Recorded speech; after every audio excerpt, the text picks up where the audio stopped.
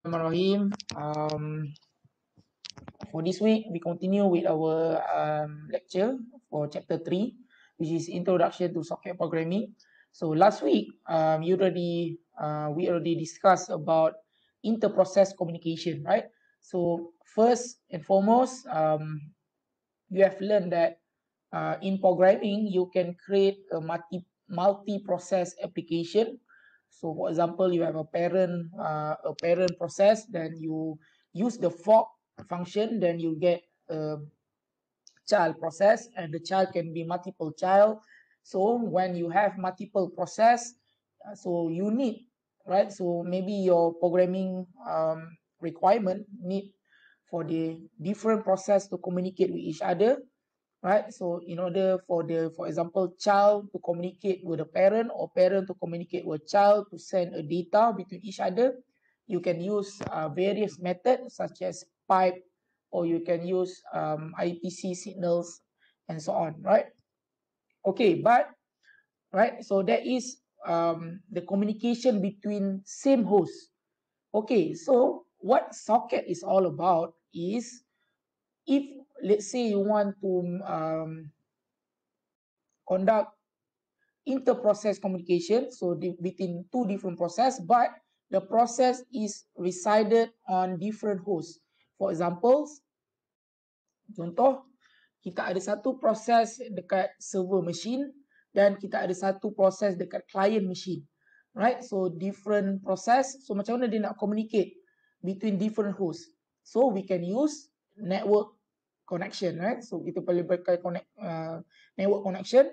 So in order to do that, dalam Unix dia ada dia punya socket API. So gunakan socket API di mana kita tak perlu tahu all the complexity macam mana dia nak buat routing and all stuff.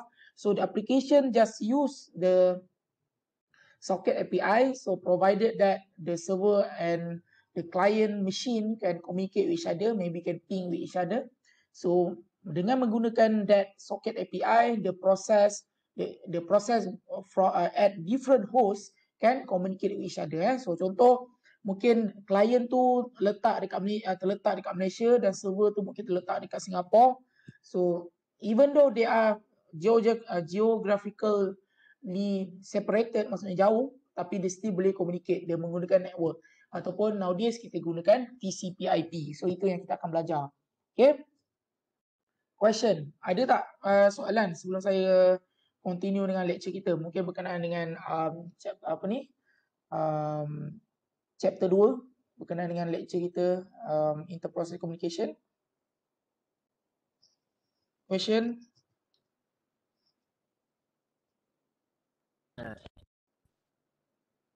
Ada lagi?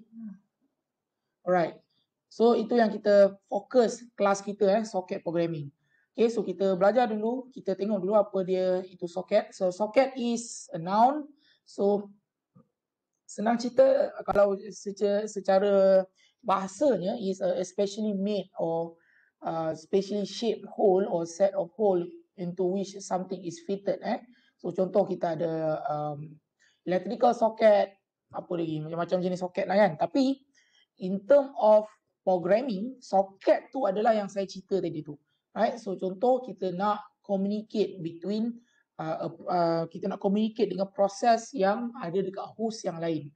Okay, so kita boleh menggunakan socket, right? So kita nak communicate.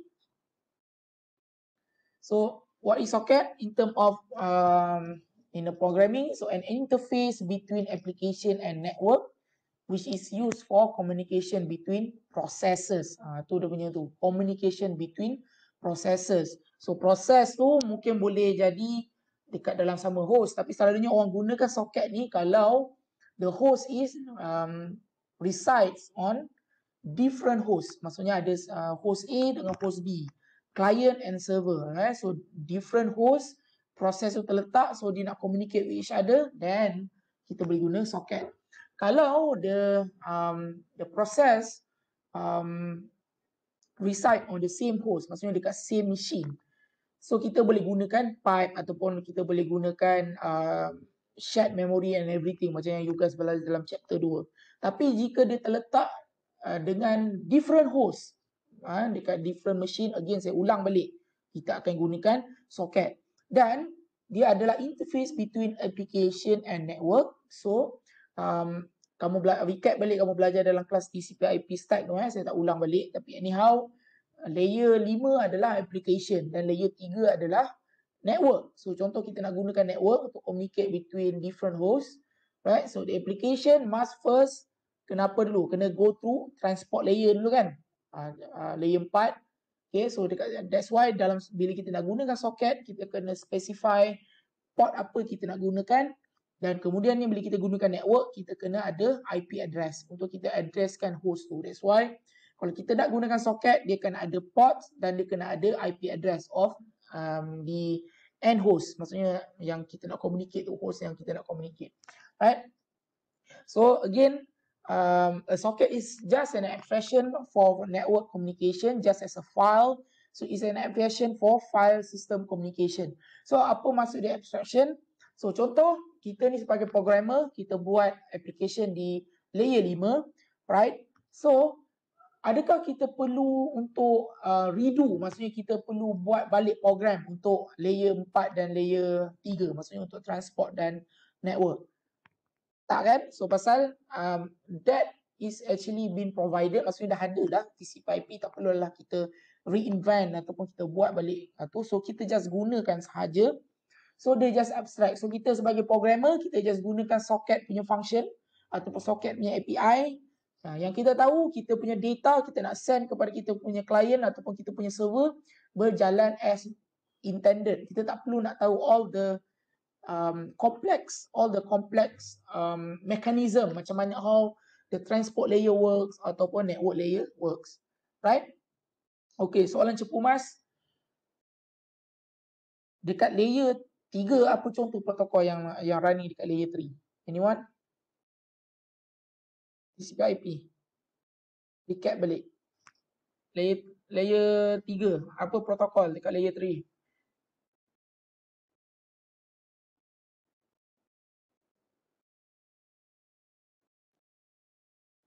Apa?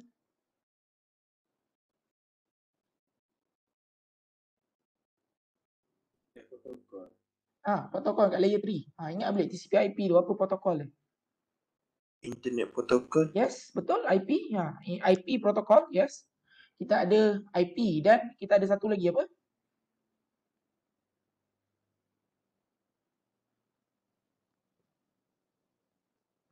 IPv6. Ingat? Dia reside dekat layer 3.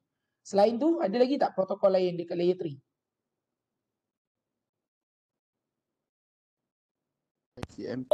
ICMP. Yes, correct. ICMP untuk Internet Control Protocol. Contoh kita nak tahu host tu reachable ataupun mungkin dekat tengah tu ada latency, packet loss or something. We are using ICMP, right? So anyhow, all the protocol, the complex, right? So adakah kita perlu tulis balik? Contoh kita sebagai programmer nak buat communication, is it necessary for us to reinvent? Maksudnya kita buat balik internet protocol tu balik? Tak perlu so kita gunakan saja. So kita gunakan socket tu, kita abstract all of that, all the complexity, kita just guna je. So kita guna function, kita just gunakan balik. Okay, so dekat transport layer, so maksudnya atas pada network layer ada transport layer sebelum kita pergi ke application layer. So kat transport layer apa protokol yang kita gunakan?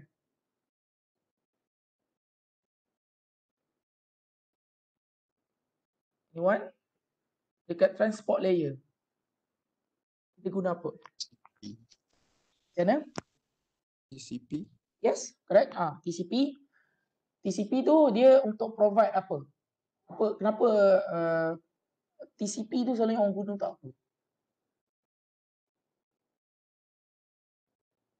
Any guess?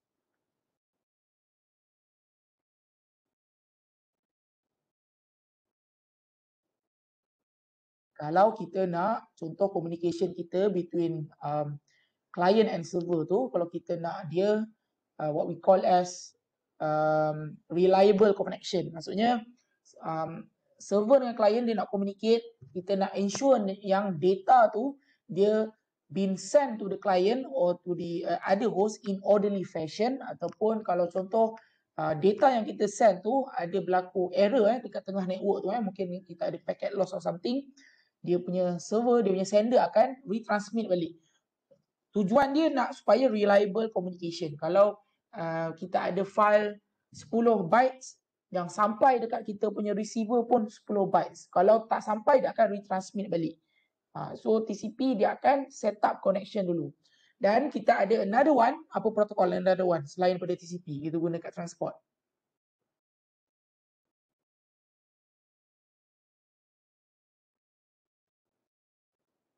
TP. Yes, UDP kan. So untuk UDP adalah dia lawan kepada TCP. So for UDP dia nak buat connectionless ataupun unreliable. Bukan maksudnya unreliable, dia punya transport layer tu dia tak perlu nak concern macam mana dengan data retransmission ke, dia just send saja. So konsep dia macam postman, dia just hantar saja. So sama ada sampai tak sampai tu itu nombor 2 cerita So tujuan dia kenapa? Kenapa kalau macam tu kenapa kita tak guna semua TCP? Okay, so kalau kita gunakan TCP dia ada overhead yang tinggi. So senang cerita dia lambat sikit. Kalau dalam bahasa layman dia slow sikit pasal dia kena create socket and everything. So kalau kita gunakan UDP, if we want to emphasize on speed, so contoh kita nak buat real time punya application, contoh macam you guys gunakan Webex ni kan. So saya bercakap kat kamera, so kamera tu akan send kat Webex punya server, servernya Webex akan broadcast kepada kamu, Webex punya kamu gunakan Webex punya application juga. Kalau kita gunakan TCP, mungkin dia punya gambar tu akan ada delay, dia akan slow pasal dia kena set up everything. Kalau UDP tak, dia hantar je. So kalau kita nak buat real time communication, kita akan gunakan UDP, right? So itulah contoh. So all of the protocol dekat layer 4 at the transport layer dengan dekat network layer, kita tak perlu dah kita nak buat balik ke apa, kita just gunakan sahaja. Macam mana kita nak gunakan dia? Kita gunakan socket. So application just gunakan function socket dekat dalam programming. Okay. So socket are used for inter-process communication. So how does sockets work? So first thing first, the application will create a socket. Saya akan tunjukkan nanti. First kita create a socket. Then after that, kita akan pilih type of socket that we want to create. So either we want to we want to have reliable or best effort punya type of communication. So kalau kita nak reliable, kita gunakan apa? Kalau dekat transport layer kita,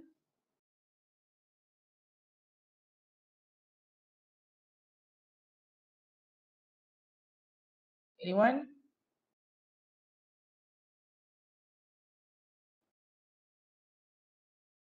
Kita gunakan reliable adalah TCP. Kalau kita nak ada reliable style of communication, we use TCP. If we want best effort, we will use UDP, right? And if we want to have connection oriented, we will use TCP. Or if we want to have connectionless, we must use connectionless, UDP, right? So connection oriented adalah TCP. Right? So lepas kita dah pilih apa style of communication kita, kita boleh configure the application. So we can pass the data to the socket for network transmission. So kita ada send, receive. So sebelum tu kita ada listen, kita ada accept. So di mana kita ada client, sama ada kita nak terima nak communication daripada client ataupun daripada server tu, so kita ada accept, listen and everything. Dan once the session has been set, kita boleh send dengan receive data tu. Kita ada juga function for that. So receive data from the socket transmitted through a network by some other host. So melalui network. Okay. So most of the inter-process communication follow a client server model. So most of it. So ada juga application yang tak follow. Okay. So sahabat kat sini nak guess apa application yang network application dekat internet sekarang ni yang tak ikut client and server model. Ada tak? Yang dia tak ada client dengan server. Ada siapa-siapa tak pernah gunakan application jenis ni?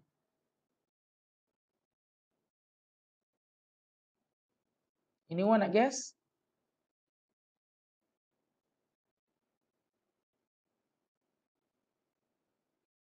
applications lain daripada client and server model? Anyone?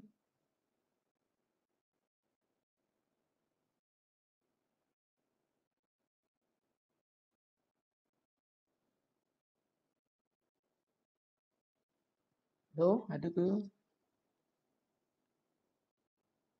Ada siapa nak cuba teka? Tak ada? Okay, tak apa. So, dia adalah contoh kalau kita buat most of the internet protocol nowadays dia adalah mengikut client and server models. Contoh selalunya orang gunakan internet tu nak browse internet kan, digunakan web browser, mungkin guna Chrome atau gunakan web browser Chrome, Mozilla and everything. Bila kita browse tu dekat komputer kita, browser tu adalah kita panggil HTTP client So kita adalah client. Dan bila kita nak browse tu apa? Kita nak browse server lah kan. So contoh kita nak buka website orang. So mungkin kita nak buka website UiTM. So UiTM dia ada web server dia. So web server dekat server UiTM mungkin dia run application HTTP server punya application macam Apache. So kita ada Chrome, kita browse internet. So dia ikutkan client and server punya model. Contoh alternatif dia, contoh satu lagi contoh saya boleh beri. Contoh macam you guys main game online. I'm not sure, mungkin sekarang ni macam-macam game dah, tapi mungkin zaman saya, anyone pernah bukan main lah, maksudnya pernah main Minecraft? Siapa pernah main Minecraft? Tak tahu lah, tu zaman saya lah, mungkin saya dah terlambat mungkin. Anyone pernah dengar Minecraft? Ada kan? Okay, so kalau Minecraft, dia boleh main, contoh dia boleh main single player, dia main seorang-seorang je kan, dia buat dia bikin nether portal or something. Tapi anyhow, Minecraft dia juga ada modes, dia boleh main dengan orang lain, multiplayer. Kan ada Minecraft multiplayer yang lain. So dekat komputer kamu tu, bila kamu gunakan Minecraft, kamu adalah client dan kamu akan connect dengan Minecraft punya server kan. So ada macam-macam server dekat internet untuk Minecraft. So dekat Minecraft tu dia akan run satu code di mana dia akan menjadi server untuk Minecraft. So still client and server punya model. So majority of internet punya application is client and server model. But there is network application which doesn't follow client and server models, which is siapa dekat sini pernah gunakan torrent atau pernah gunakan BitTorrent ataupun apa lagi sekarang, uTorrent? Anyone pernah guna? Ke semua memang tengok Netflix je? Pernah tak gunakan torrent? BitTorrent kan? So BitTorrent is actually the protocol dia adalah peer to peer. Dia gunakan peer to peer model. So maksudnya tak ada server dalam internet tu, dia decentralized. So semua file, maksudnya orang sharing dekat internet tu, semua akan jadi client. Dia akan sharing between each other. Faham tak? So dia tak ada server, tak ada decentralized server. So itulah alternatif. So kalau kita gunakan torrent tu, is one of example of peer to peer punya communication instead of client and server model. So itulah dia. So server and client exchange message over the network through a common socket API, di mana yang kita akan discuss lebih lanjut nanti. Memang kamu akan gunakan untuk buat kamu punya application nanti. Kita akan tahu ada different common socket punya API. Dan server and client dia exchange over network. Dia mesti over network. So that's why nanti bila kamu nak buat lab untuk socket programming ataupun kamu nak buat individual project ataupun kamu nak gunakan nak buat group project, kamu mesti ada dua VM. Untuk kita simulate two different host, dia berbeza dan kita boleh communicate over a network. Kita gunakan virtual network, virtual box. Okay. Okay, setakat tu ada soalan berkenaan dengan introduction to the socket. So far so good, boleh kita.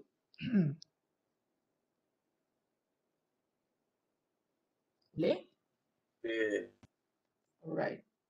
Okay, so primary socket function, so kita boleh ini adalah konsep dia. So first dia ada open operation, so di mana kita boleh create dulu soket tu, dan kemudian ni selalunya bila kita dah create a socket, kita kena close dia. So kenapa kenapa kita kena close? Pasal if let's say we create a socket, right? So untuk kita nak communicate dengan another host, when we create a socket, the operating system will allocate certain amount of resources to your socket punya instances. So contoh kita nak do socket punya communication, kita create a socket, OS akan assign memory ataupun CPU time kepada kita punya socket, right? So kalau orang nak buat denial of service attack, so contoh kalau kita ada client, dia akan try send banyak-banyak request supaya kita punya application tu akan buat soket baru. So mungkin kalau kita tak tutup soket tu, so mungkin kita punya host ataupun kita punya machine tu akan running out of memory pasal dia tak cukup memory untuk assign. So pasal of course every machine dia ada limited amount of resources, dia ada limited amount of RAM, limited amount of CPU time. So kalau kita tak tutup soket tu, mungkin kita akan membazir resources tu, which dia akan jadi inefficient lah. So kita boleh open, close soket tu, dan kita boleh read. So mungkin server nak hantar kepada klien, kita boleh read apa data yang dia send through soket tu, atau kita boleh write, atau mungkin kita nak send kepada other party, kita boleh gunakan write punya function. Dan juga kita boleh control. Control tu contoh kita ada, kalau kita belajar nanti dalam spesifik socket punya API tu, kita ada nama dia set socket option. Kita boleh setkan socket tu untuk mungkin kita enable features keep alive, ataupun kita nak besarkan dia punya buffer size, boleh. So memang kita ada operation untuk control. So ini adalah 5 operation of socket function. Kena hafal. Right, so apa tu file descriptor? Right, so bila kita create a socket, kita akan create a file descriptor. So file descriptor is a simple an integer associated with an open file. So bila kita senang cerita, kita create a socket, socket tu dia akan ada dia punya file descriptor, di mana nanti saya akan tunjukkan. So there are 3 standard POSIX file descriptor which every process should expect to have. So kalau integer dia kosong, dia adalah standard input, 1 standard output, ataupun 2 menunjukkan ada error. So bila dia punya value of socket descriptor tu, this one dia menunjukkan error. Okay, so contoh ni kalau kita nak buat apa ni, kalau kita gunakan keyboard dengan display lah, tapi anyhow kita nak gunakan socket, nanti saya akan tunjukkan dia ada cara dia untuk file descriptor dia. Okay, so kita ada layered model of networking. So sockets kan, ini kita recap balik. Ini yang kamu belajar dalam TCP/IP tu.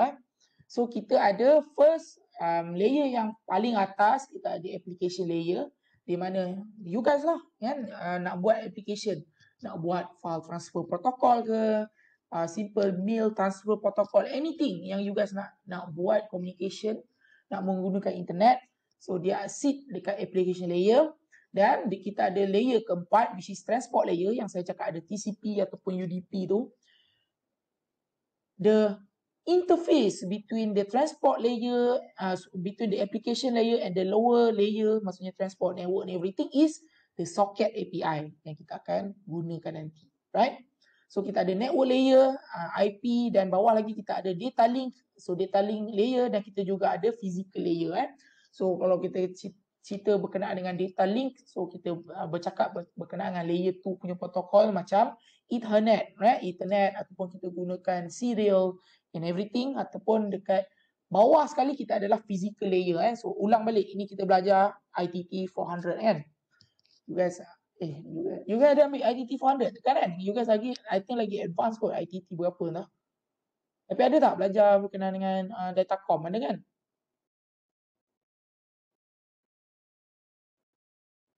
So ada kan? Ada sih.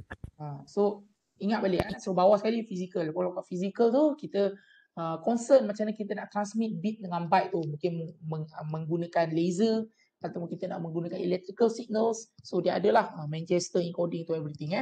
So kita ada socket, transport, network dengan physical layer. So semua dia ada dia punya function dia. Kalau IP dia akan buat routing, dia yang akan make sure yang host tu ada end-to-end connectivity. So maksudnya mungkin host tu terletak dekat UiTM, mungkin another host tu terletak dekat Singapore. So macam mana kita nak gunakan internet supaya paket daripada Malaysia ke Singapore tu boleh sampai end-to-end, right? Itulah kita talk about routing and everything. Okay. Right, so kita macam mana kalau kita nak buat dalam socket programming ni element. So first kita kena ada host punya interface, okay, network address. So maksudnya contoh kita write a client punya application, so kita nak communicate dengan server. So mestilah client tu nak tahu apa IP server tu, betul tak? Right, so kita kena provide IP apa host tu, barulah kita boleh tahu kita nak communicate dengan host apa. Pasal IP address adalah cara yang di mana kita boleh uniquely identify a host in the network. Okay, itulah first. Kalau kita nak gunakan, mesti ada IP address. Dan kita second, kita ada protokol untuk kita punya layer 4 tu. So protokol ni dia refer kepada layer 4 punya protokol. So contoh kita decide untuk buat dia connection oriented style of communication, then we will use TCP. If we want to use best effort ataupun connectionless, then we will use UDP. So itu protokol. Dan seterusnya adalah ports. Port yang mana kita nak gunakan supaya dekat dalam satu host tu kita boleh buat multiple application, dan ports tu refer kepada which application yang listen, unique application dalam host tu. So kita kena set juga port. Okay, so 3 elemen ni. Okay, boleh lagi? Nak rehat dulu ke? Rehat dulu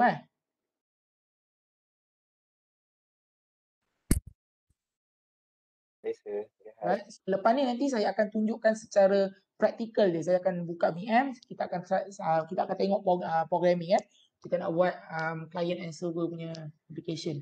Okay, so kita rehat dulu, take 5 minutes dan kita akan sambung balik. Okay.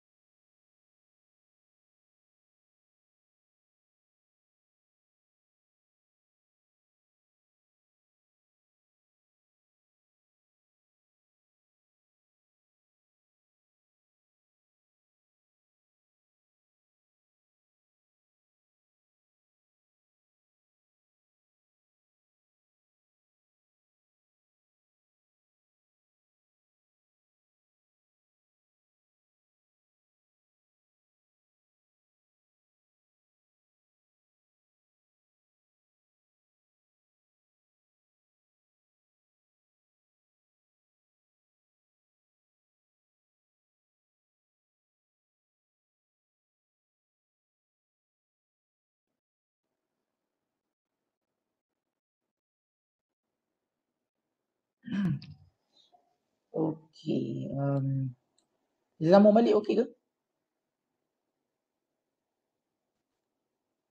Okey, sir. Okay, sir. Okey, kita sambung balik. Right, so tadi itulah 3 elemen. So bila kita nak gunakan socket punya function, memang kita kena provide all of these 3 things so that it can works. Okay, so kita kena provide 3 benda. Saya akan tunjuk lagi lepas ni. Okay, so host dalam konsep socket tu, host are identified by address. Kita cerita IP address dengan kita. So kalau kita gunakan IP protocol, so which is refer to IPv4 version 4, so kita akan provide dia 32-bit address yang standard lah kan, 192.168. So contoh macam saya buka saya punya command prompt ni kan. So kalau saya buka ipconfig, saya connected gunakan Ethernet punya adapter. So saya punya PC punya IP address 192.168.0.102. Right, so inilah default gateway. So this IP address 32 bit punya So kalau macam nak 32 bit, dia cara dia kena pecahkan by decimal notation ni. Setiap satu ni adalah 8 bit. Sir, 8 bit. Yep. Tak nampak apa yang saya tunjuk, sir. Oh, sorry. Thank you.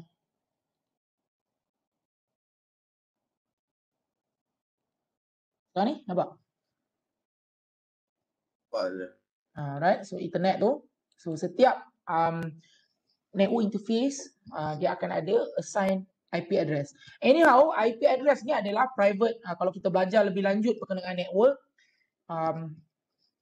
IP address tu adalah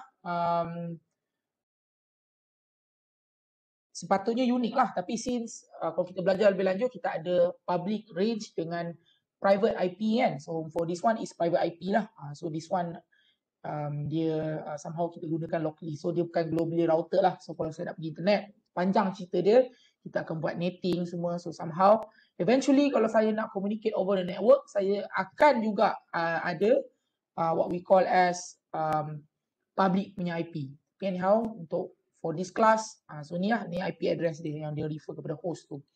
Okay.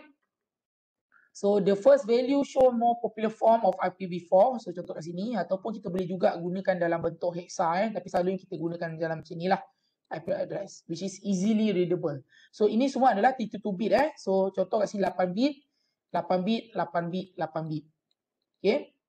So kita kena convert lah. Okay, so seterusnya adalah protokol. So protokol specify the detail of communication. So kita boleh pilih either TCP kalau kita nak buat dia stream reliable way of communication, ataupun kita boleh gunakan UDP if we want to use unreliable punya datagram, right? So kalau untuk Webex ni, since dia adalah real time communication, kita buatkan class meeting macam ni kan. If I'm not mistaken, Webex is using UDP. Macam mana kita tengok.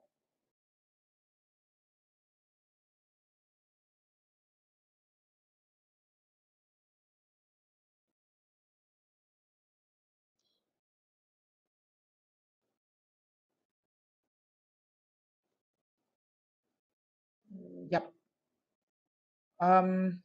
Saya ada buka satu Webex punya panel ni. Ada nampak ke audio and video statistik ni? Nampak tak saya share? Tak ada, sir.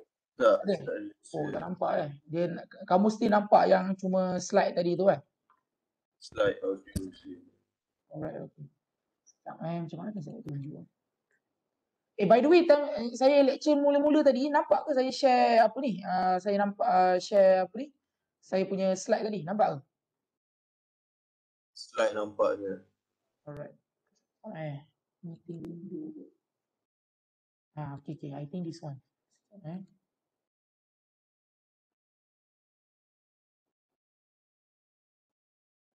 Sekarang nampak tak? Nampak je. Nampak kan? So nampak tak kat situ? Dia cakap kat sini audio dengan video tu dia menggunakan protokol UDP. Port dia adalah 57565, 57564. So pasal this is for real time communication. So mungkin kalau kita gunakan other type of communication, mungkin kita nak selalunya macam web browsing web browsing dia akan gunakan TCP. So kalau kita tengok, let me stop sharing this first.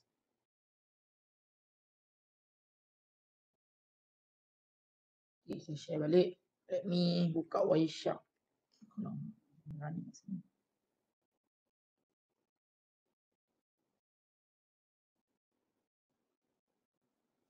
Nampak tak saya share Wireshark ni? Nampak. Alright, so kita start capture je. Semua communication between komputer saya ke network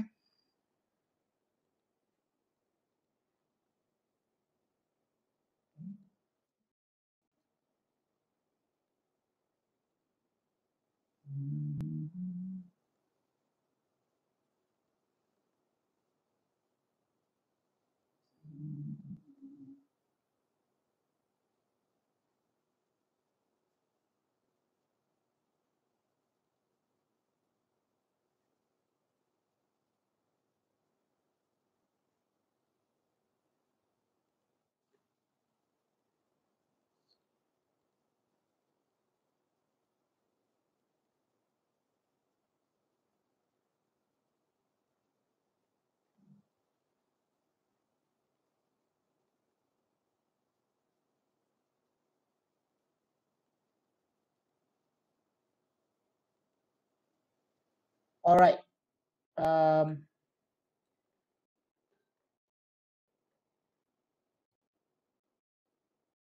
Kita try so contoh kita browse, kita try buka website kita lah.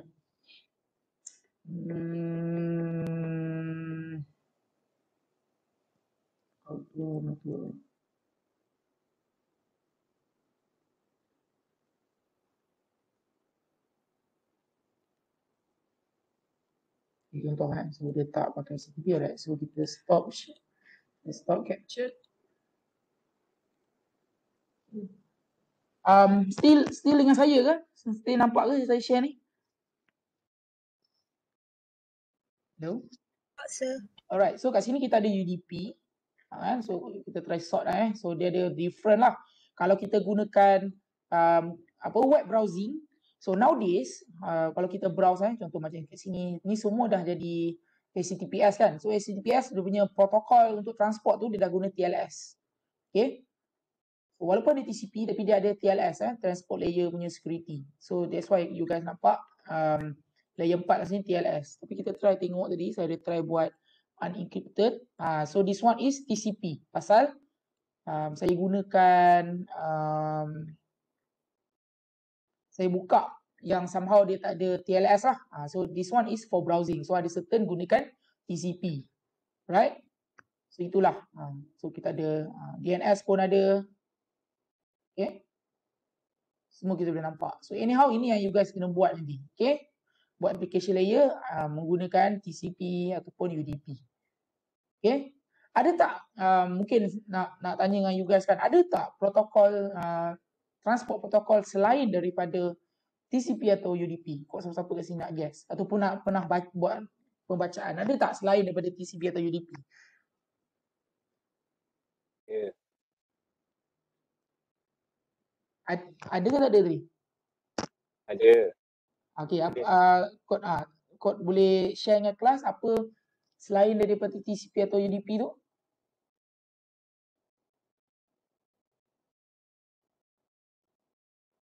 Okay, dia TCP dengan UDP senang cerita dia adalah protokol yang quite old.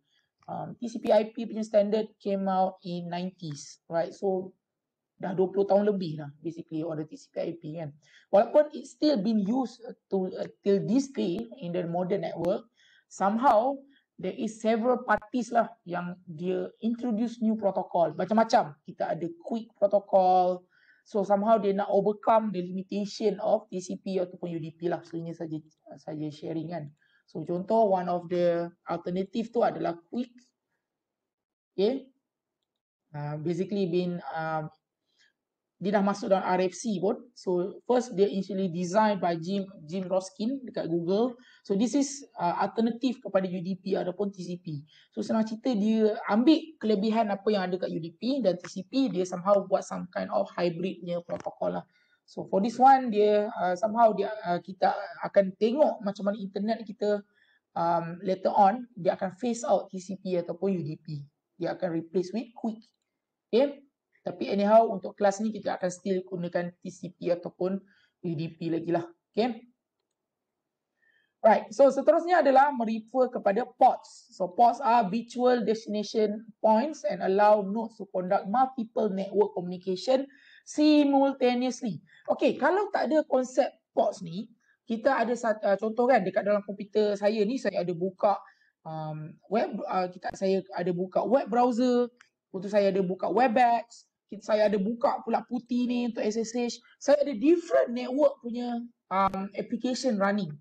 Kalau tak ada konsep ports ni, satu host tu dah hanya boleh run satu network application je. Faham tak? So contoh kalau saya buka, saya nak hantar email, saya kena hantar email, saya kena shutdown, baru saya boleh buat web browsing pula. Dan lepas saya web browsing, saya kena tutup, baru saya boleh gunakan Webex. Dia tak boleh nak buat serentak. Pasal bila kita tak ada konsep port tu, soket tu kita boleh guna untuk satu application je. Faham tak? So kalau ada ports tu, kita ada ports banyak. Kita ada ports daripada 1 sampai 655 something. So kita boleh gunakan multiple punya ports tu untuk buat multiple simultaneous communication. So anggaplah ports ni macam DOS. Right? So contoh kalau macam saya gunakan DNS. So sekejap saya ada tak kat sini next. Tak keluar pasal ada.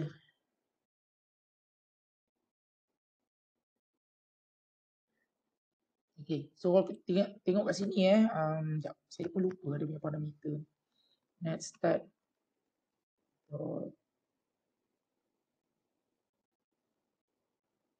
Sekejap. Okay.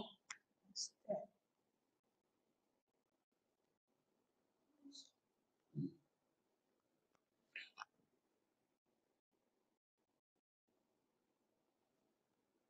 Okay.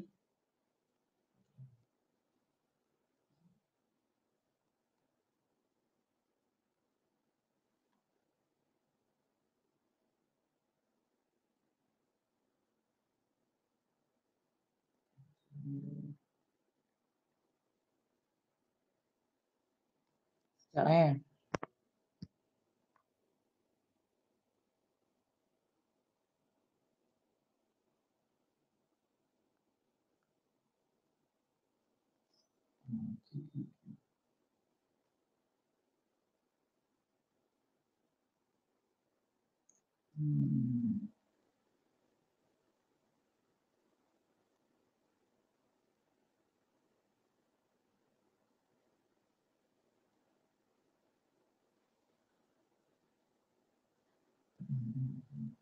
nampak ke saya tunjuk putih ni? Yang saya tunjuk putih ni ada tak? Nampak tak? Yes, sir. Okay, so contoh saya gunakanlah command sama. Pasal dekat window tu, I think pasal dia tak ada admin right pun. Apa? So saya run dekat saya punya Linux ni. So saya ada command yang sama. Net start juga. So kalau kita tengok kat sini kita ada various punya program running kat belakang. So kita boleh tahu contoh kat sini. Untuk DNS, dia akan gunakan ports sekian, 53 nampak. Okay, so kalau nanti later on, bila kita akan buat program, kita akan nampak kita boleh buat multiple ports kat sini. So contoh untuk SSH, kita gunakan TCP port 22. Ini IP address yang akan communicate. So itulah konsep ports. Satu host kita boleh ada multiple simultaneous punya communication. So kat sini kita gunakan port 22, port 53, port 80 untuk web. Saya ada run web server dalam ni dan juga ada port 3306 which is MySQL. Okay, kita boleh buat. Nanti kita bila saya tunjuk nanti kita akan nampak yang ada parties yang akan listen dengan port tu. Dia akan listen dekat ports dan IP address tu. Nanti saya akan tunjuk. Jangan risau. So itulah konsep ports. Ada soalan ke berkenaan dengan ports ni? Benda ni pun you guys dah belajar sebenarnya dekat kelas TCP/IP. Any question guys?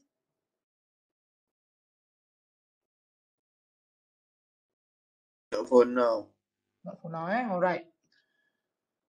Dan okay, tak apa, ni nanti kita ulang je balik, tapi anyhow macam saya cakap lah. So setiap ports tu, kalau dari port 1 sampai 1024, dia adalah what we call as well known ports. Walaupun ports tu banyak dia 2 to the power of 16. So kita ada 1 sampai 6, 5, 5, 3, 5 kita boleh guna. Tapi anyhow, daripada 1 sampai 1024, dia adalah what we call as reserve port, ataupun kita panggil dia well known ports, di mana dia ada satu dunia ni orang duduk dan orang setuju ya. Okey, kalau untuk kita gunakan HTTP untuk kita buat web server punya protokol, kita akan reserve untuk kegunaan port 80. Untuk SMTP port 25 contoh. Tetapi atas daripada 1024, maksudnya 1025 sampai ke 6553 terpulang, tak kisah, gunalah. Okey, so contoh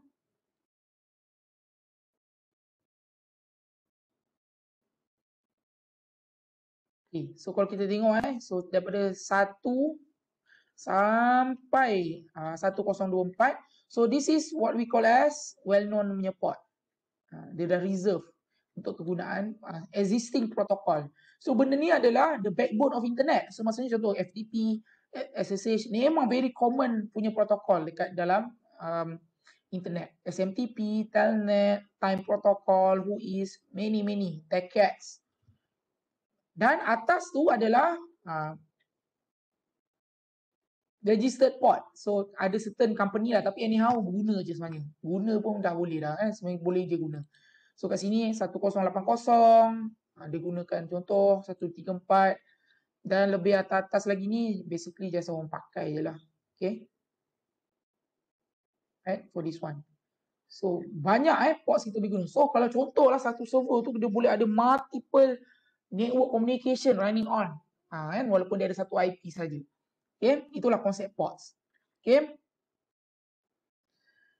Right, so kita teruskan. So contoh port Linux, so contoh address dia 1002, host dia, dan dia mungkin akan bind dengan IP 80, port 80. Okay, so port 80 on address 1002. Right, ataupun means web server, pasal 80 ni kita selalunya kita refer kepada web punya service. So web server on 1002. Okay. So ni saya dah terangkan lah. So without ports, memang host tu dia tak boleh nak multiple communication at the same time. So ni ulang je balik. So ports number ni well known port lah. So 21 untuk FTP, 22 SSH, 23 Telnet, 25 SMTP, macam yang saya tunjuk tadi dalam wiki tadi. Daripada 1 sampai 1024, this is what we call as reserve port. Selalunya dia kita reserve untuk this particular protocol. Untuk 847 DHCP failover lah, 853 DNS over TLS, kita ada rsync 873. So this is all the famous punya protokol. Okay. Okay, 443. Selalunya untuk kalau guna HTTP kat web browser tu dia guna 443 lah, TLS. Okay. Okay, so untuk addressing, so contoh TCP 192.1.4097, this define the endpoint on the host, identified by the address, so with the port 4097 using the TCP protocol. Okay. Okay, so then next is the sockets. Kita ada, ni konsep dia, kita ada application, kita akan gunakan socket punya API, right? Di mana kita akan setkan TCP atau UDP punya, kita nak gunakan apa, IP dia, dan kita akan send data tu menggunakan network melalui socket tu lah, dan kita akan hantar kepada other side. Nanti akan demo sikit untuk mungkin siapa yang blur-blur lagi. So inilah konsep dia. Okay, so kalau dalam client and server models, so boleh nampak ke client and server model ni? Nampak tak tulisan ni? Boleh. Alright, so kalau kita tengok dekat bahagian server, first kita akan create a socket. Memang ada function socket tu di mana kita akan create socket, creation of socket.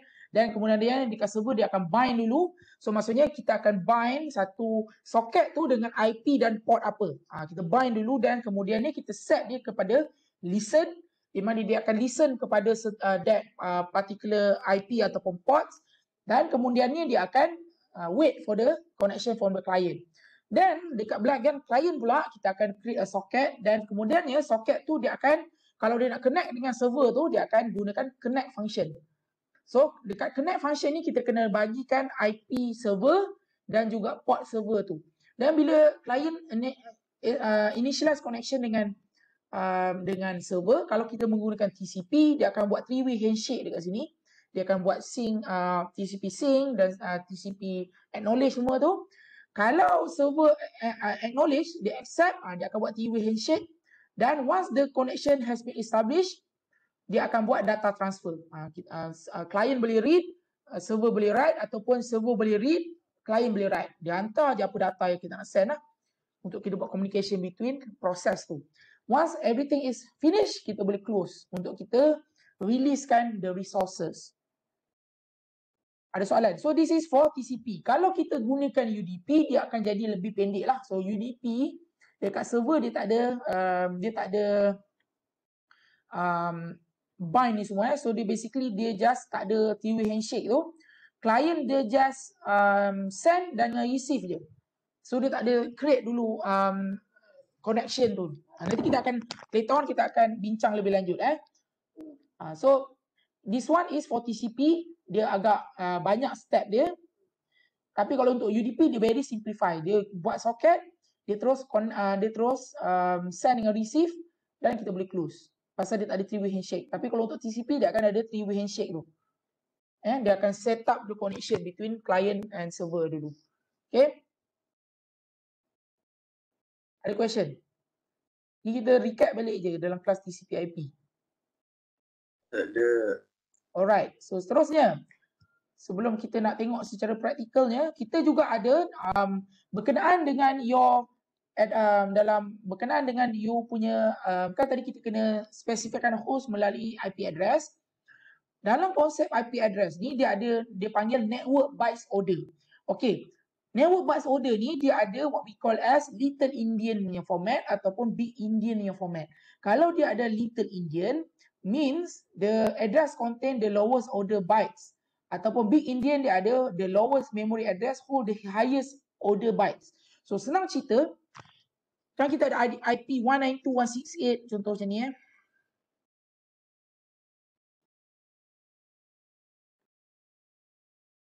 Okay, contoh IP address saya ada 192.168.0.102. Kalau dia Little Endian, dia akan start daripada 102.0.168.192 terbalik. Kalau dia higher Big Endian, dia akan start dengan 192.168.0.102. Macam tu je konsep dia. Tapi kenapa dia berbeza? Dia bergantung kepada architecture of the computer. Kalau kita menggunakan Intel 886, dia selalunya ada Little Endian. Kalau kita menggunakan Motorola punya processor contoh, dia akan guna Big Endian. So this one you guys kena tahu. Okay? Boleh? Nampak tak? Dia terbalik je. Dia start daripada baca daripada belakang. Okay, macam ni dia akan baca daripada belakang ataupun dibaca daripada depan. Kalau Little Endian dia daripada belakang, Big Endian daripada depan. Okay tak? Okay. Alright. So sebelum saya tunjuk practical dia, programming dekat saya punya ni, so kita buat sikit Kahoot punya quiz just untuk refreshkan you guys. Let me saya buat Kahoot jap. Kita rehat dulu sebelum saya tunjukkan.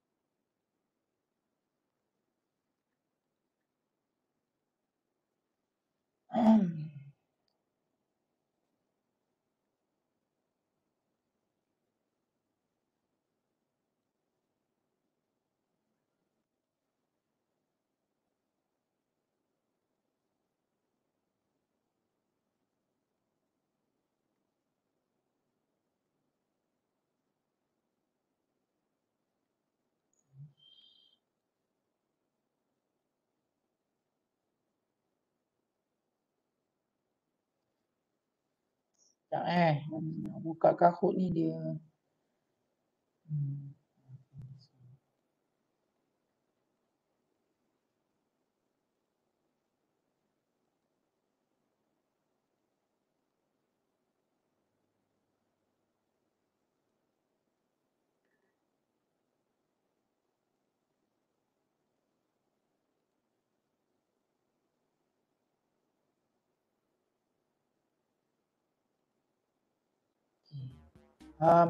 Boleh nampak ke?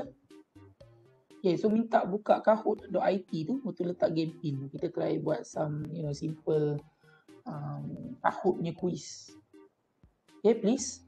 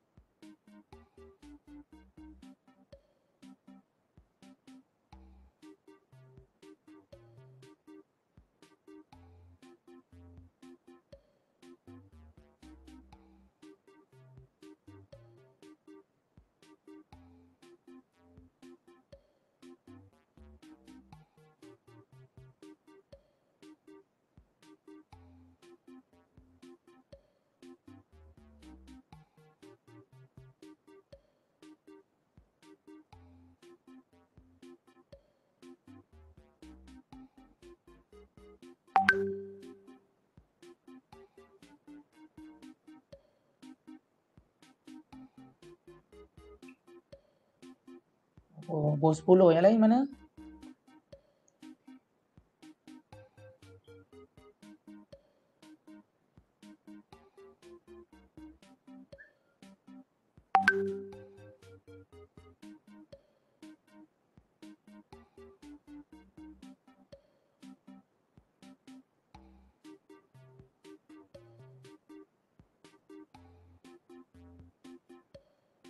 Okay, kita start lah 14. Okay.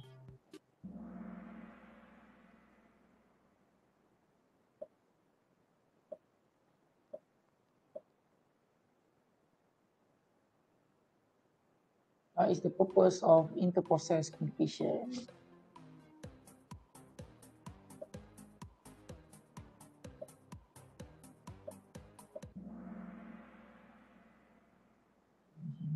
Process to next.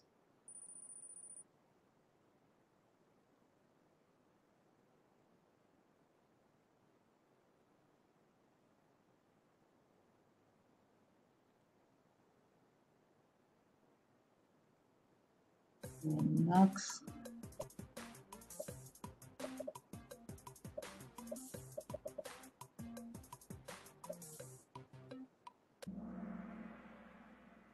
Okay, you put it through. Okay.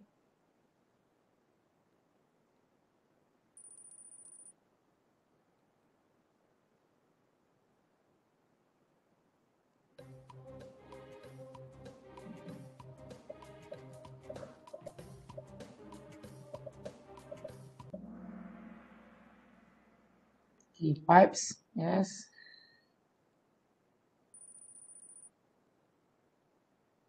false. By default, pipe is full to plug.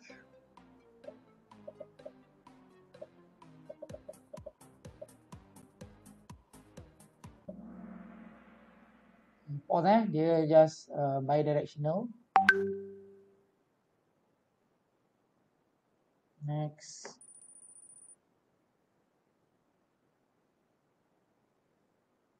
Why do we need IPC?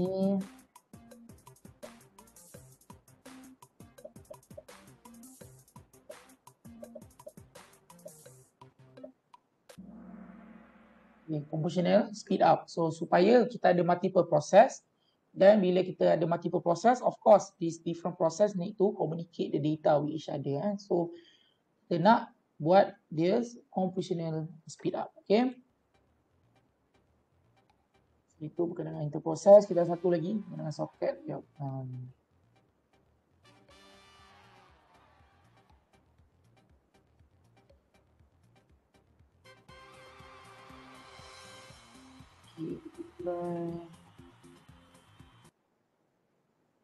Okay, thank you tadi join. So I think tak apalah, kita rehat je dulu. So, tadi sebenarnya basically just quiz, kita recap balik IPC. Kita rehat 5 minit sekejap, nanti saya akan tunjukkan kita nak buat socket programming dekat Ubuntu. Okay, rehat je.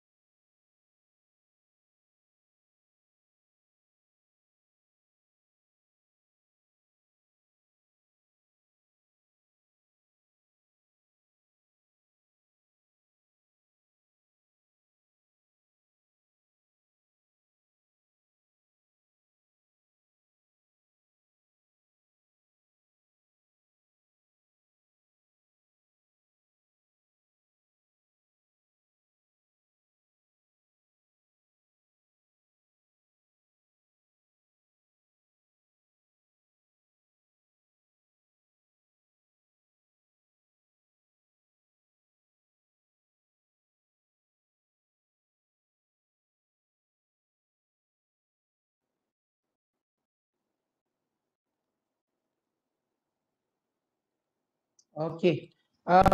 Kita sambung sikit lagi boleh? Boleh. Alright, so saya ada saya run dekat saya punya virtual box. So saya ada 2 VM. So saya ada satu VM yang akan simulate client yang akan menjadi client. Okay, dan satu lagi host dia akan jadi server, and both of these hosts is running on Ubuntu, Linux punya Ubuntu. Right, so belah kiri kita adalah client dan belah server kita adalah server. Okay.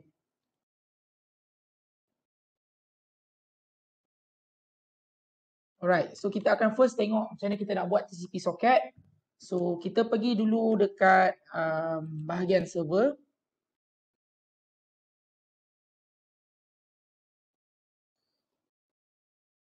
Okay, so saya ada satu code yang di mana saya buat daripada kelas-kelas previously lah. Okay, so saya buka file dia, saya letak dalam server.c. Right, so ini dalam bentuk dalam C. Okay, so macam mana kita nak first, kan tadi ada dia punya proses, kita kena create socket, kita kena bind, dan kemudian kita kena listen, dan kemudian kita kena accept, dan kita send dengan receive. Kita tengok dulu bahagian server, right? So kita includekan library yang perlu stdio. So saya nak gunakan string, saya gunakan string.h. Okay, dan untuk particular untuk socket, kamu kena ingat these two library, csocket.h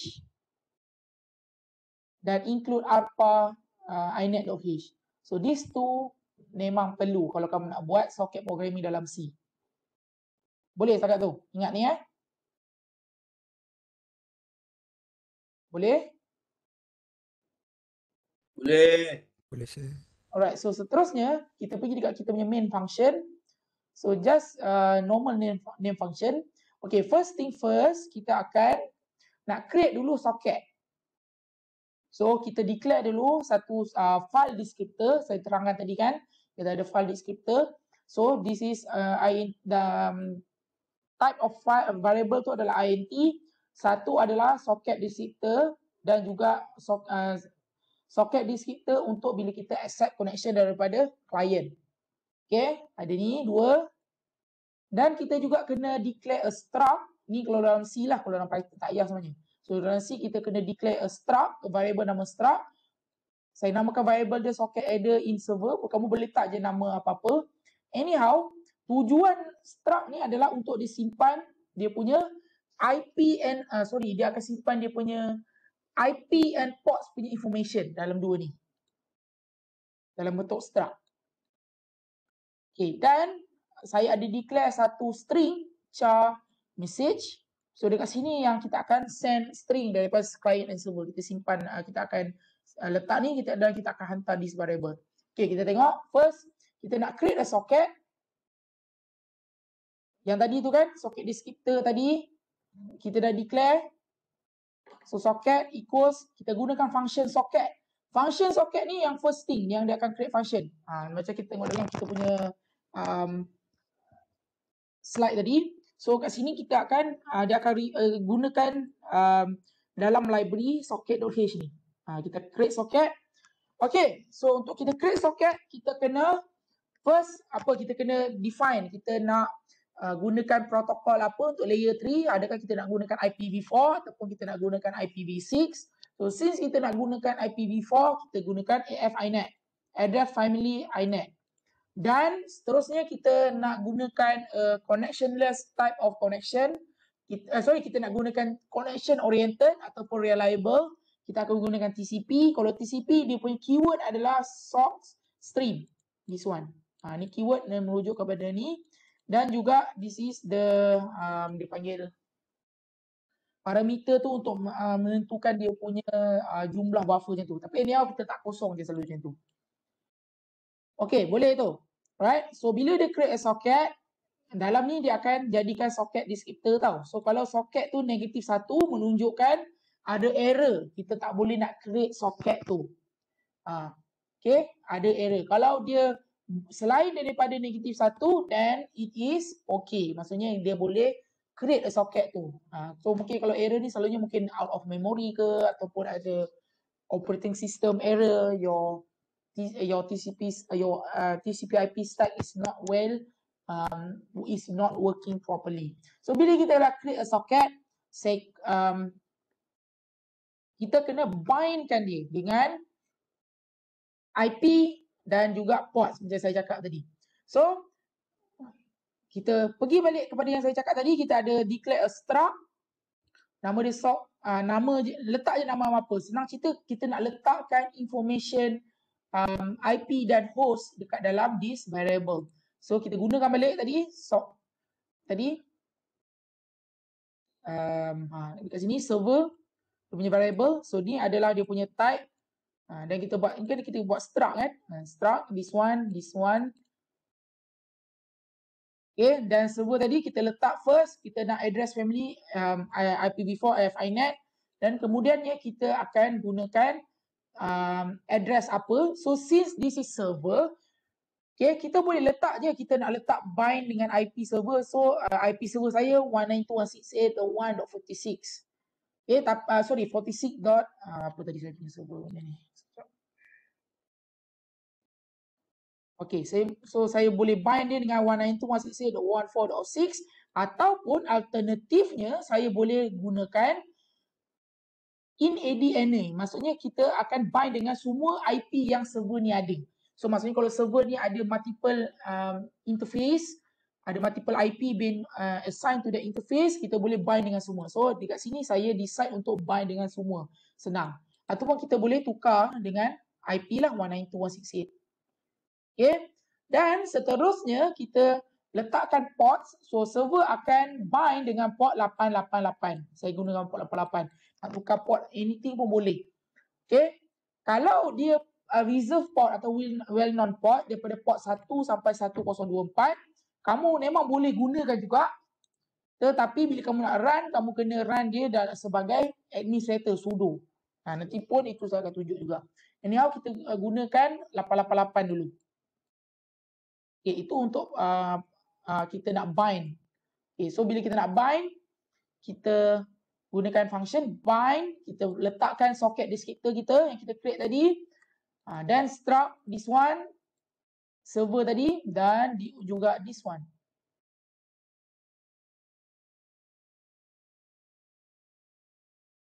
Size dia.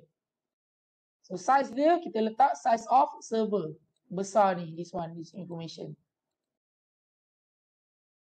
Nanti dekat dalam lab kamu akan buat juga benda ni, hands on. Ada soalan setakat ni? Ni saya terangkan dulu.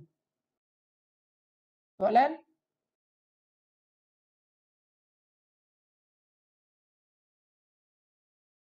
Anyone? Ni kenapa saya buat if ni, bila kita bind ni, dia akan return a value tau. Kalau dia value dia adalah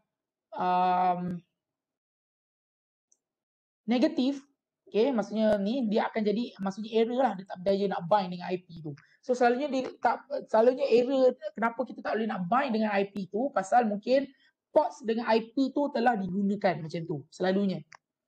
Okay. So far so good, boleh ke? Ada soalan?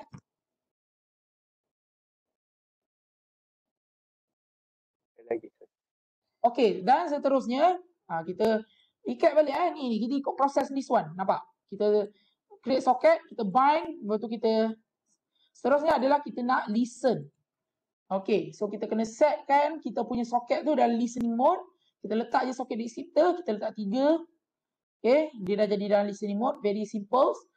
Dan seterusnya kita kena accept.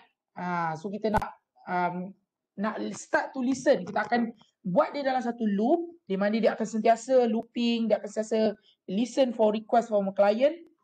Kalau ada, kita akan gunakan accept. Accept.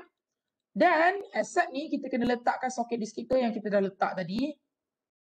Dan juga kita kena satu variable struct di mana kita akan simpan maklumat IP address dan port untuk klien.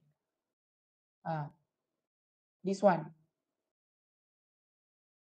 Kenapa? Nanti kita akan create socket baru untuk klien yang baru. walaupun kita dah ada satu socket, main socket, parent socket tu yang kita create, bila kita nak accept connection daripada client, for that particular communication, kita akan create socket yang baru untuk that particular client. Tujuannya, kenapa nanti bila kamu buat kamu nak ada multiple client, satu client dia akan ada socket di sini, socket di sini, socket di sini. That's why kamu kena buat fork ataupun trading. So bila kamu buat ada accept new connection daripada client, kamu akan create socket yang baru untuk for that particular client. Nampak tak? Tu pasal kenapa. Kita still kena ada satu parent punya socket, tapi anyhow untuk kita terimakan client punya socket, new connection pun client, kita akan create new socket. Boleh tu. So kita akan simpan descriptor di dalam new socket. So dia kat sini ada server, socket description untuk server, dan this one for untuk client. Okay. Dan bila kita dah accept, kita akan contoh kita nak hantar kat sini server dia nak hantar kepada client. So saya kat sini letak satu string, hi awak ni something, apa-apalah, tulislah apa-apa ni message yang kita nak send. So mungkin kalau kamu nak buat protokol, kamu kena send put ke apa-apalah untuk kamu design kamu punya protokol kan. So dekat bahagian right ni, so kita letak socket yang untuk client tu, new socket untuk client for that particular client, apa message kamu nak send ke client, dan juga length of the message. So kita gunakan je function strlength ni. So maksudnya dia kirakan siap-siap berapa panjang message yang kamu nak send ni. Kalau tak, kamu kena kira bytes, berapa jumlah bytes tu. So bila kita buat ni, dia akan send. Dan kemudiannya kita akan kita akan start balik loop tu. Okay, so bila kita stop daripada loop ni, dia akan end lah server. So server tu akan sentiasa menunggu message daripada client. So dia akan send message kepada client ni. Dia tak read lagi, dia hanya write. Dia akan send message kepada client. Nanti kalau kita nak read, nanti later on saya akan tunjuk. Okay, boleh setakat ni? Okay. Boleh lagi, sir. Alright, so kita tengok dekat bahagian client pula. Okay, kat client sama. Benda yang kita nak import, kita guna. Kita kena create socket. Okay, lepas tu kita kena buat struct untuk kita letak maklumat IP dengan port dan juga message. Okay, so kita samalah. Dekat sini, dekat server punya ni kita letak IP server kita. Kita tak boleh nak bind kat semua pasal client yang akan buat connection dengan server. So kita kena letak IP server kat sini. So IP server ada 192.168.114.6 host ni, dan kita gunakan IPv4 dan port dia mestilah samalah, mesti match dengan server punya port. Kalau tak, nanti dia refer kepada proses yang lain. So server guna 88, dia listen kepada 888, so kita pun kena initialize connection dengan 888. So kalau kita tengok sini, lepas tu kita akan connect. So kat server, so dia dekat client, kita akan gunakan connect-nya function, letak descriptor, dan kita gunakan maklumat IP untuk server tu, dan juga dia punya ni. So bila kita dah buat connection, kalau kita nak, so first kita nak receive kan, so kita receive.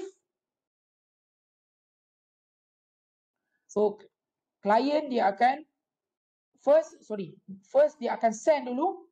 So dia akan send kepada client,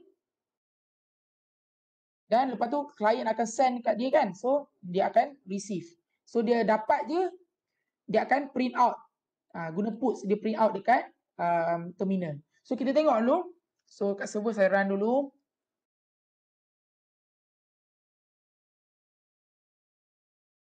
So saya compile server.c saya. Right, so let's clear this. Saya run. Okay, dia dah bind. So dia tunggu connection pada client. So client, saya akan, okay, so saya run. Okay, nampak? Kat sini, dia just terima saja. So maksudnya dia send server send, betul client dia akan print out apa daripada server. So ni server punya ayat, nampak tak? So dia print out. Tapi nampak tak? Since server tak ada kita tak ada read kat sini. So dia tak boleh nak baca lah apa yang klien tu send. So saya ada satu code lagi di mana saya gunakan read. Okay, sama je, just saya kat sini tambah read.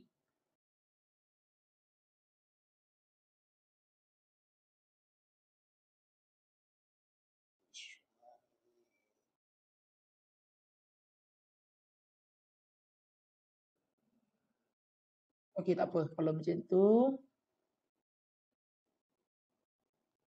saya tambah je klik read So, saya gunakan read. So, kat klien apa dia send.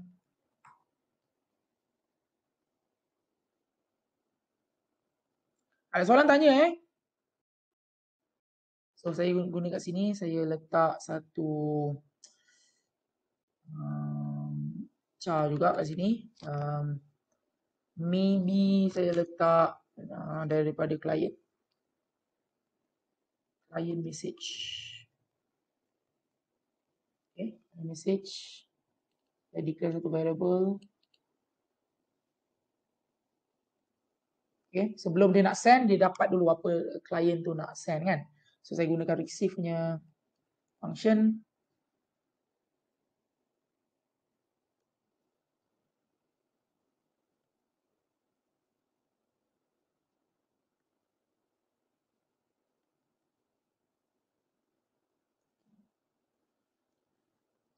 So, dia nak klien punya socket descriptor. So, kat sini kita buat new socket. So, kemudiannya kita nak variable yang saya ni, dia nak simpan dalam variable apa. Tadi saya simpan dalam variable tadi daripada klien. Dan juga buffer size dia 200.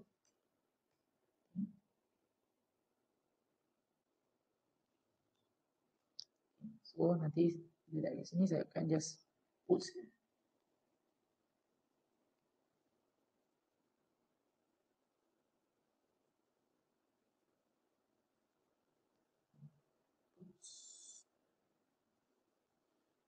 client message. So, nanti kita print dia. So, sekejap kita try compile. Okay. Okay, boleh. So, saya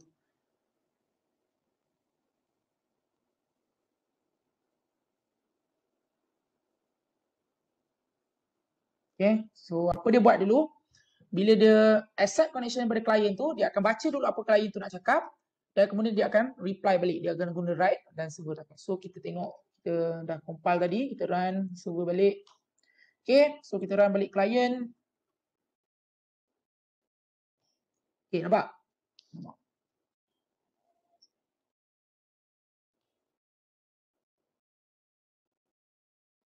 Sorry, dia tak cukup. Dia sepatutnya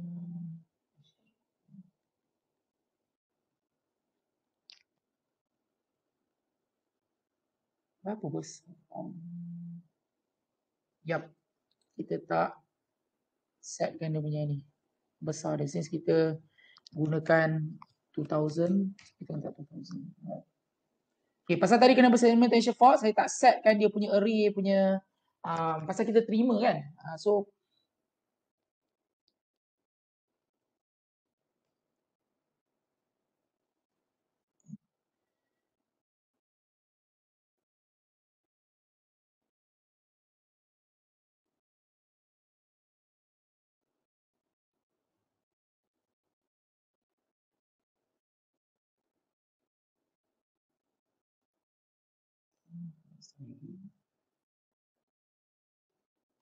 okay. So, again, kita listen balik.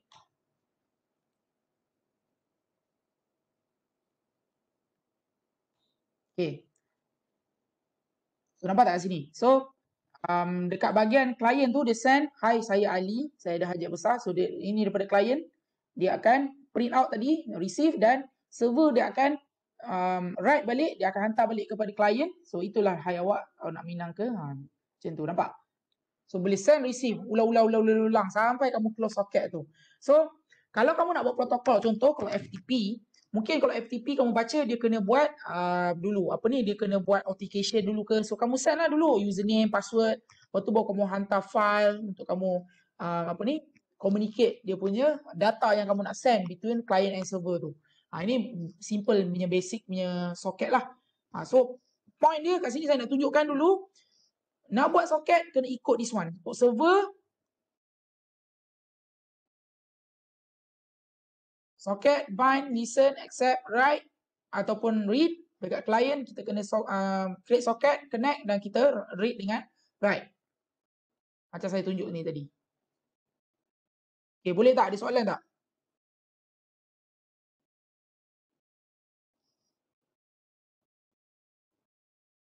No? Question? Tak ada sir. Nanti boleh try sendiri. Nanti kita akan buat juga lab exercise. Itulah tujuan ada lab exercise. Bila kamu buat, baru kamu boleh faham. Pasal kamu kena buat sendiri programming tu. Okay, ni saya terangkan dulu. So ni adalah 5 step dekat server. Dan ini adalah 3 ataupun 4 step dekat client. Okay, basic. Ni, this one, we are using TCP. Nanti mungkin minggu depan saya akan tunjukkan pula macam mana kita nak gunakan UDP punya socket pula. Okay, this one is sock stream. Kalau UDP kita akan gunakan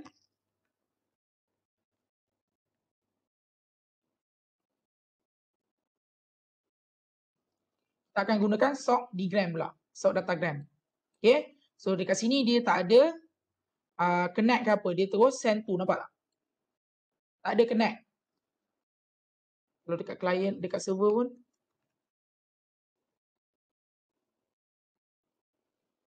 dia tak ada apa ni, listen tak ada. Dia terus create socket, dia bind dan dia terus send dengan receive saja. Nampak? This is UDP. Dia simple lagi.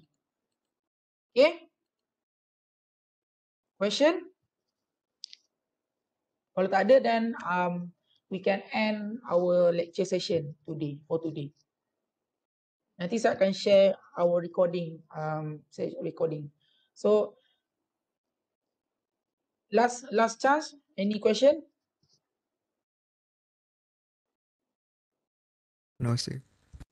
Alright. Yeah. Okay. Kalau tak ada apa-apa, dan kan saya ada bagi video yang berkenaan dengan your individual project tu kan? Ada soalan tak? Untuk individual project, faham ke? Atau nak saya terangkan sekejap? Terangkan, sir. Diterangkan Alright, so kamu ada kamu punya individual project.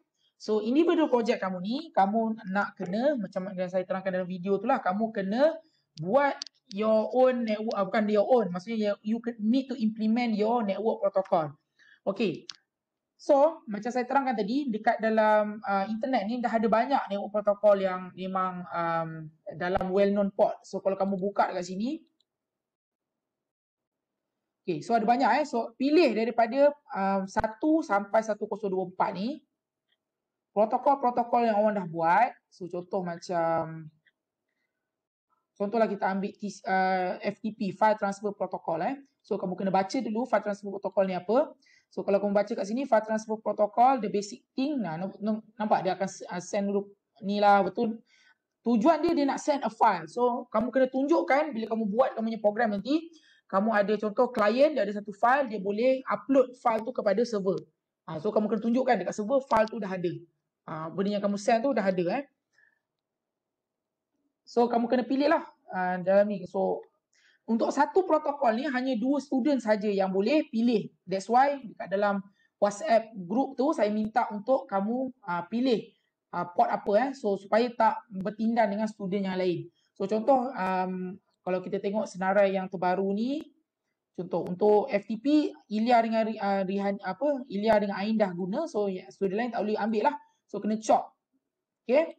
So pilih mana satu nak buat dan kamu kena write your own code. Kamu nak refer kepada internet boleh untuk macam ni, contoh untuk FTP ni kan, ataupun SSA macam mana nak implement tu. Mungkin ada orang share code dekat internet. Boleh refer tapi kamu jangan copy 100%. Kamu mesti tulis juga kamu punya certain. Pasal that's why kamu kena hantar your individual project. Code dia kamu kena upload kat GitHub. Wajib, kalau tak ada saya just tak bagi markah pasal menunjukkan kamu tiru je. So kamu kena upload kat GitHub kamu punya code dan kamu kena demo tu kamu record video.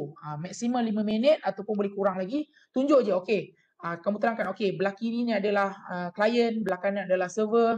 So kita tujuan apa protokol ni FTP ni tujuan dia akan untuk transfer file. So dia akan buat dia punya setup, dia punya communication dulu. Terangkan dulu FTP dan demo. Okay, saya ada satu file dekat klien, saya nak upload kepada server. So ni menunjukkan boleh lah. So kamu terangkan juga kod kamu. Okay, untuk kod klien ni apa ni, bahagian ni buat apa, kat server ni buat apa, so macam mana saya boleh terima data, macam mana saya boleh simpan data tu, right? So itulah kamu kena buat, kena record video dan kena upload kod dekat GitHub. So since kita nak buat client and server punya model, so kamu kena ada 2 VM lah, macam saya tunjuk sini kan. So bila saya punya VirtualBox ni,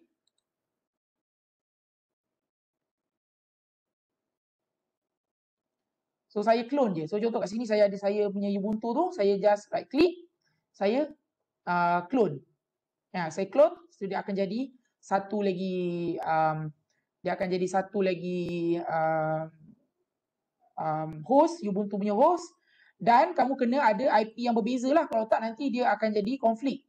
So kamu kena set dia dekat sini, contoh dekat client IP dekat client adalah 192.168.114.5. So dekat server kena IP yang lain lah.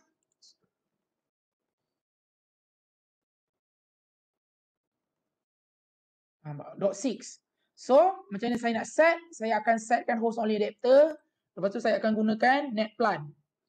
CD etc netplan. Saya akan edit file ni, saya akan set static IP tu. So kat sana 5, saya setkan 6 kat sini. Tak apa, nanti saya akan tunjukkan, saya akan share, saya buat YouTube tutorial macam mana kamu nak set IP, static IP dan juga host only adapter ni untuk make sure yang dia ada IP yang berbeza untuk di communicate with each other dan dia boleh buat socket programming. Okay, nanti saya akan share. So ada soalan berkenaan your individual project?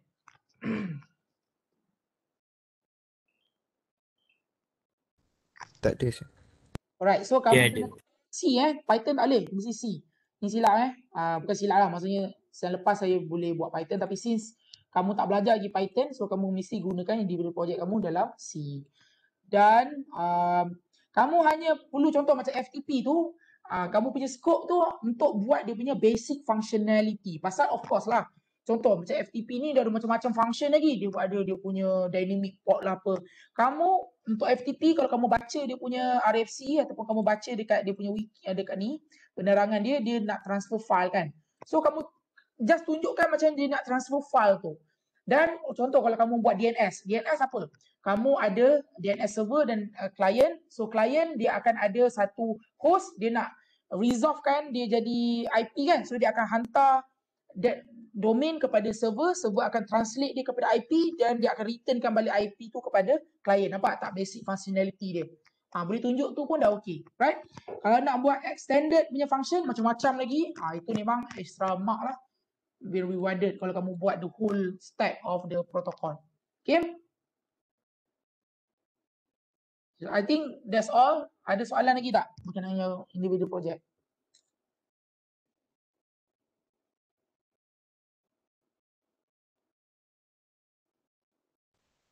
Jadi gitu. Alright, okay. So tak ada apa lagi dan saya tangguhkan kelas kita dengan tasbih kifarah dan surah Al-Quran.